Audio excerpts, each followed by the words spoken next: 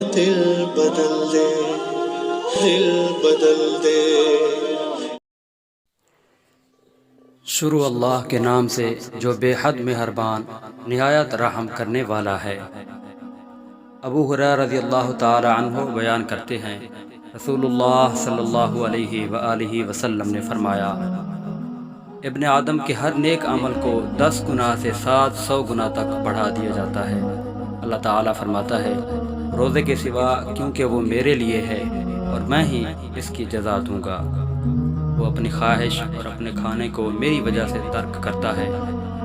روزہ دار کے لیے 2 خوشیاں ہیں، ایک فرحت و خوشی تو اس کے افطار کے وقت ہے، جبکہ ایک خوشی اپنے رب سے ملاقات کے وقت ہے۔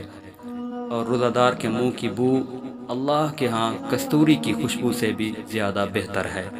اور روزہ ڈھال ہے، جس روز تم میں سے کسی کا روزہ ہو تو وہ فحش گوئی اور ہذیان سے اجتناب کرے۔ اگر کوئی اسے برا بھلا کہے یا اس سے لڑائی جھگڑا کرے تو وہ کہے کہ میں روزہ دار ہوں۔